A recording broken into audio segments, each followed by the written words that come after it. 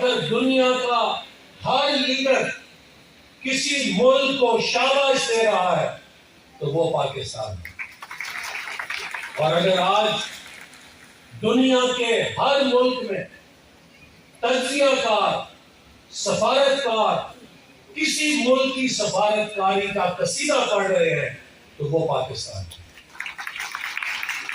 اللہ تعالیٰ نے ہمیں وزیر اعظم شہباز شریف اور فیلڈ مارشل عاصم منیر کی قیادت میں کی صورت میں ایسی قیادت دی ہے کہ جس نے پاکستان کا جھنڈا پوری دنیا میں بلند کیا.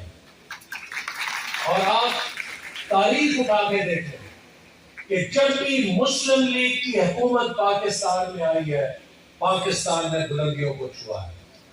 خواہ وہ 28 مئی 1998 ہو کہ جب ہم نے پوری دنیا کا دباؤ ٹھکرا کر ایٹمی دھماکے کیے اور ہمارے قائد نواز شریف جو اس وقت وزیر اعظم تھے انہوں نے پاکستان کی ایٹمی طاقت کا پوری دنیا کے سامنے ڈنکا بجا کر ہمارے دفاع کو ناقابل تسلیم کیا.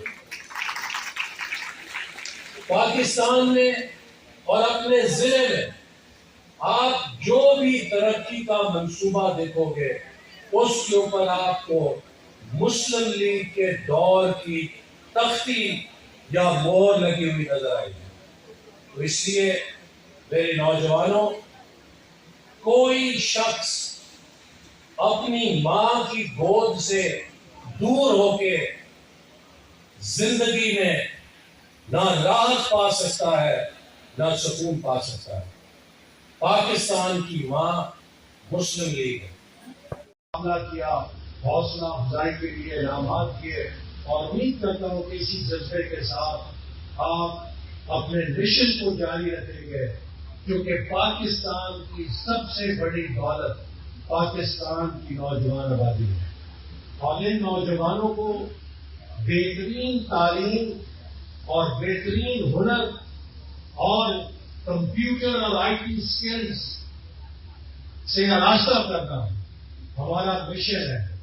ہم آپ کو گالیاں دینا نہیں سکھائیں گے، ہم آپ کو آئی ٹی اسکلز اور جدید تعلیم کے موقع فراہم کریں گے.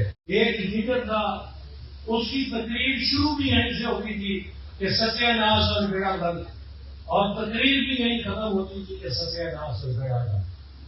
جس پاکستان کو وہ سیاسی جماعت بیڑا گرک کہتی تھی اس پاکستان نے مارکا ہاتھ میں ہندوستان کے وہ دان توڑے کہ قیامت تک ہندوستان یاد رکھے گا کہ کسی ملک میں سے آپ سے ختم کیا جاتا ہے.